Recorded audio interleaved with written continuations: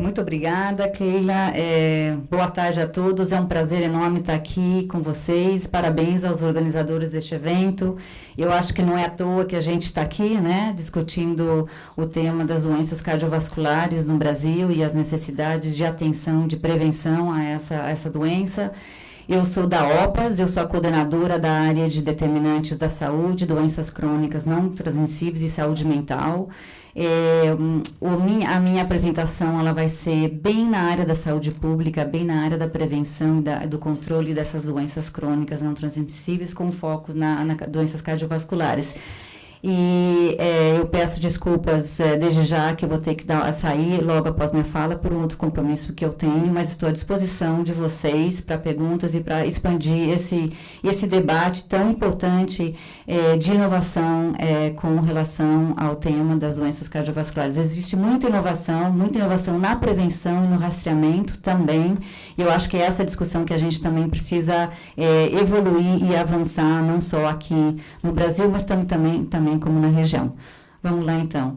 Eu vou dar só vocês têm, dar uma apresentação rápida a nível global de como nós estamos. Eu não consigo enxergar todos os números daqui, eu vou ter que dar uma viradinha. Mas só para te dizer que as principais causas de morte, entre as principais causas de mortes no mundo, as doenças cardiovasculares e o AVC são as duas primeiras causas de morte, ocupando, então, causando 15 milhões de óbitos por ano. Isso é muita gente, muita família e muita comunidade sendo afetada por essa questão. Próximo slide. E na região das Américas? Na região das Américas a gente tem um problema também bastante similar, eu diria, e eu vou mostrar também um pouco a situação do Brasil, mas vou deixar para meus colegas daqui aprofundarem um pouco mais. Na região das Américas, a gente sabe que das 6,5 milhões de mortes que ocorrem, 80% são doenças cardiovasculares. E a primeira causa de morte, são 80% são as doenças crônicas. E 50% desses 80% são as doenças cardiovasculares. Então, a gente está realmente falando de uma prioridade de saúde pública na região e também no Brasil. Próximo. Mas eu queria destacar esse slide, porque esse é um ponto importante que a gente tem que se centrar nas nossas políticas de prevenção e políticas públicas de atenção às crônicas. Desses 80% que morrem por causa das doenças crônicas, 35% deles estão morrendo na sua idade prematura, ou seja,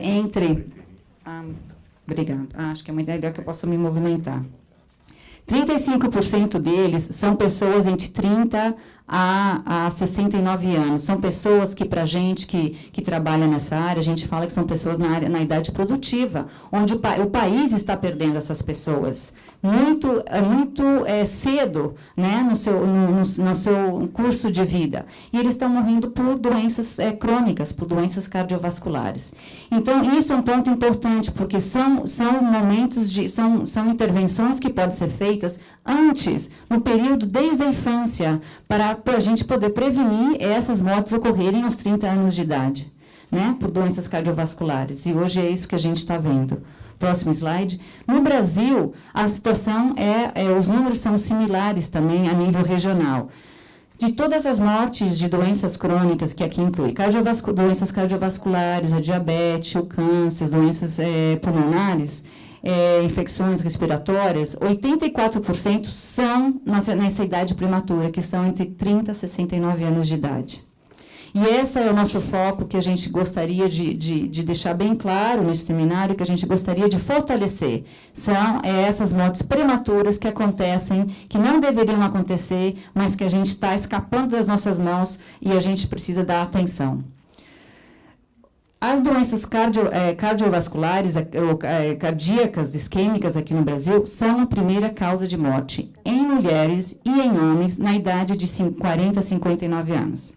Então, como vocês veem, a gente está repetindo um cenário global, um cenário regional e um cenário aqui no Brasil. É prioridade mundial, é prioridade regional e prioridade nacional a gente trabalhar com essas mortes prematuras. E aqui a gente está vendo dados e talvez outros palestrantes vão poder até se aprofundar um pouco mais isso na prática. Mas o que eu gostaria de também falar, eu sou da Organização Mundial, da Organização Pan-Americana da Saúde, a Organização Mundial da Saúde, e a gente vem trabalhando junto com os países ao longo de 2000 em vários protocolos, planos de ação, planos estratégicos que focalizam não só os fatores de risco para essas doenças, né, as doenças cardiovasculares incluídas, mas também para definir o controle delas. E isso acontece desde 2000, então existem vários compromissos assumidos, inclusive pelo Brasil, pactuados pelo Brasil, discutidos pelo Brasil, da importância da implementação desses protocolos, dessas medidas regulatórias que vão ajudar a gente a prevenir essas mortes prematuras que estão aí. E a gente tem, como país e como região, a gente tem uma meta que é reduzir em 25% essas mortes prematuras. Você lembra aqueles 84% que a gente falou? A gente tem que reduzir esse número de mortes prematuras. Isso foi um compromisso assumido pelo país. Próximo.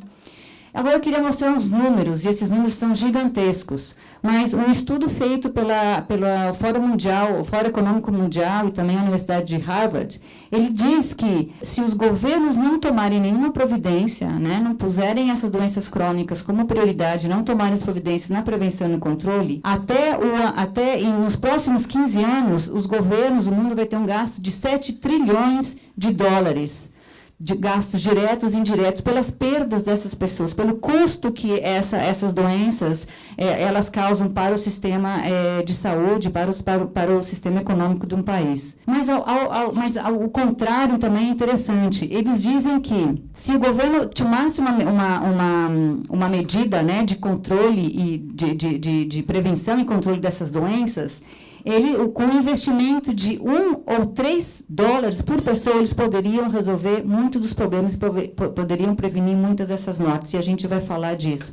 Então, existe uma incongruência muito grande aqui. Um investimento de $1 a $3 por pessoa, comparado com um rombo, um gasto de 7 trilhões de dólares que custaria, então, que o país perderia, né, nos próximos 15 anos para dar conta dessa perda que a gente está tendo com os gastos diretos e indiretos das doenças crônicas. E dizer, mais uma vez, que as doenças cardiovasculares elas são o custo maior desse panorama todo. 50% desses gastos vêm das doenças cardiovasculares. Então, a gente está realmente discutindo um ponto bastante importante nesse seminário. Próximo.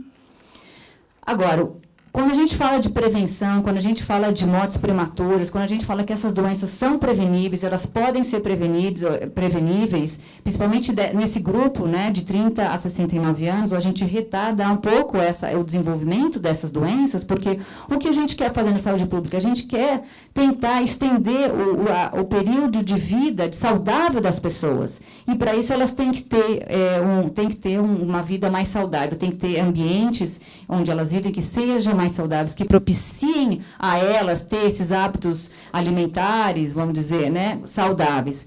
Então, a gente tem, isso já é evidência, a gente tem 5 fatores de risco, agora tem um 5º, importantíssimos para a gente lidar com as doenças crônicas, que é o controle do tabaco. Isso a gente sabe, isso não é uma novidade para nenhum de nós que estamos aqui. A alimentação pouco saudável ou não saudável, nós já estamos com bastante conhecimento sobre o que comer e o que não comer. A inatividade física, hoje nós sabemos a importância da atividade física.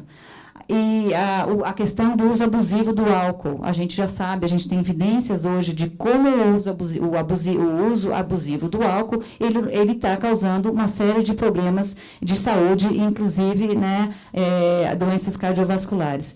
E hoje a gente está falando de um 5º, que é a poluição do ar, que cada vez mais a gente tem evidências do impacto da contaminação do ar nas doenças cardiovasculares, câncer, diabetes, obviamente, no sistema respiratório. Próximo. A OMS, junto com um grupo de expertos de todo o mundo, estudou revisou todas as evidências de medidas para prevenção e medidas que pudessem apoiar esses fatores de risco, ou pudessem reduzir esses fatores de risco na população, ou seja, prevenir as doenças crônicas não transmissíveis. E ela fez um pacote para os países, um pacote onde ela conseguiu identificar uma a uma, em cada um desses fatores de risco, quais são as medidas custo-efetivas que os governos podem implementar e que teriam efetividade na sua ação. Eles são chamados de best buys. E todo esse material que eu estou dispondo aqui está online, vocês podem até procurar isso online, que vocês encontram na internet, na página web da OMS, da OPAS, mas são medidas que todos nós sabemos, como as medidas do controle do tabaco, as medidas da alimentação saudável, as medidas do controle do álcool, são medidas efetivas que os governos podem implementar e podem, com isso, reduzir essas mortes prematuras.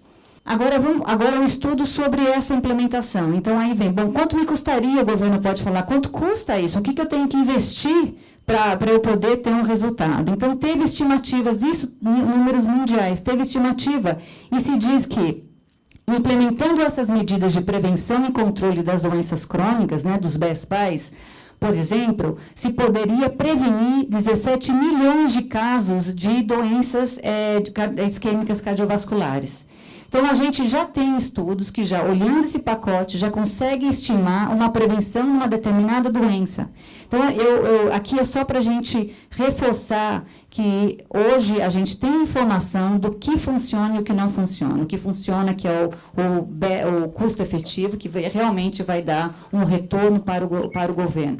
E, por exemplo, a gente tem até estimativas de a cada dólar que o governo investe na prevenção e controle das doenças crônicas, ele tem um retorno de $7. Então, a gente tem estimativas, tem estudos econômicos que estão nos apontando que a investição na prevenção e no controle é fundamental e deveria fazer parte de um pacote econômico do governo, porque ele tem resultados também na economia do país, na economia da cidade. Próximo. Agora, a gente vai falar de doenças cardiovasculares, a gente tem que falar da hipertensão, certo? E a hipertensão a gente chama de silent killer, porque ela no começo, ela não mostra sinais, né? Não é uma infecção que você adquire, que você rapidamente pode identificar que você tem alguma coisa que não está bem.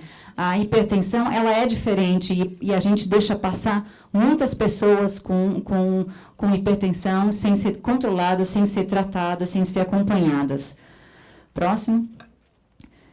A gente sabe, mais ou menos, que na região tem um índice de 25% a 40% de prevalência de pessoas com hipertensão. Então, é um problema, é uma prioridade para a gente trabalhar isso, principalmente na atenção primária, porque é onde a gente vai capturar essas pessoas, a gente vai controlar, acompanhar, né, essas pessoas que estão aí, que não foram, talvez, nem diagnosticadas com hipertensão.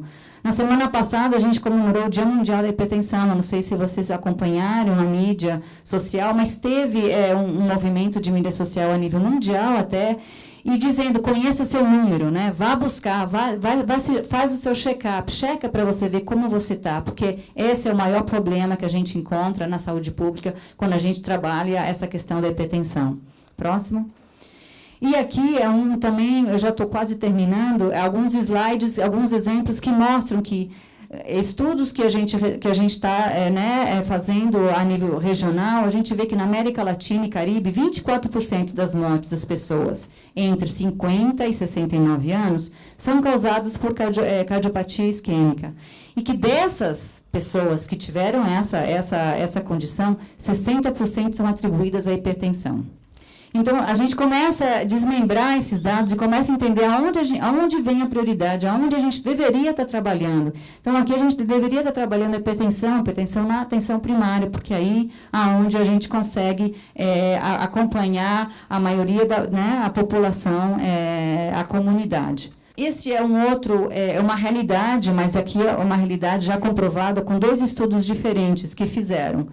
Esse Pure e SESCA são 2 estudos diferentes. Então, eles fizeram um estudo e viram que a prevalência da hipertensão era mais ou menos parecida, uns 40% da população que eles identificaram.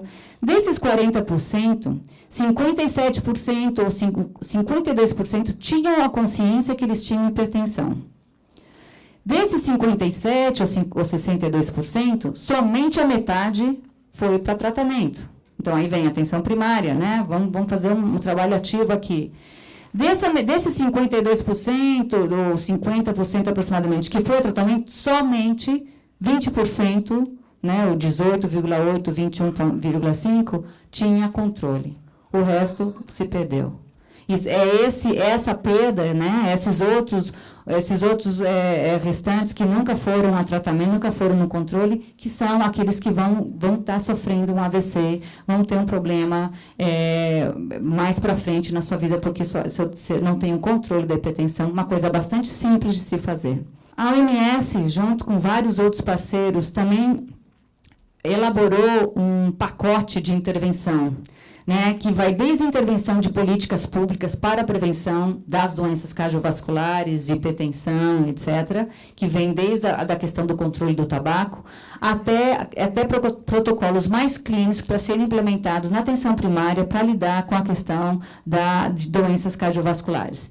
Então, hoje a gente tem recurso, a gente tem conhecimento, a gente sabe o que se pode fazer e qual é a melhor alternativa para se fazer. Obviamente, todos esses pacotes eles têm que ser adaptados ao nível local, adaptados a um contexto local, porque os países são diferentes, as populações são diferentes e o contexto também é diferente. Mas existem já informação, existe já conhecimento que podem ser rapidamente disseminados. Próximo. E esse pacote, ele tem, né, uma linha de ações, ele chama HEART, como né, a palavra em inglês coração.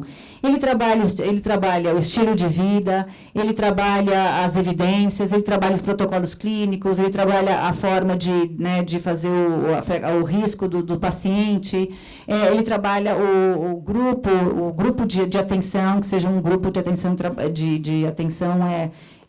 compartilhada, trabalha evidências, sistemas, enfim, são guias em cada uma delas que apoiariam, né, os hospitais, apoiariam os centros comunitários, atenção primária, a poder implementar de forma mais efetiva o que a gente precisa realmente para atuar na questão, no problema cardiovascular.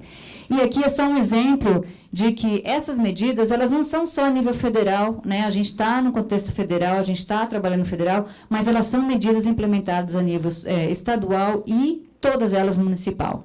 Então, a gente pode fazer uma articulação dos 3 níveis do governo, a gente tem formas de implementar e a gente tem instrumentos hoje para poder apoiar os gestores que queiram realmente implementar, por exemplo, nesse caso, o pacote do HEART, que é para atenção das doenças cardiovasculares. E com isso eu termino e me deixo à disposição. A Clélia tem o meu contato telefônico e e-mail, vocês fiquem à vontade de me procurar. Muito obrigada.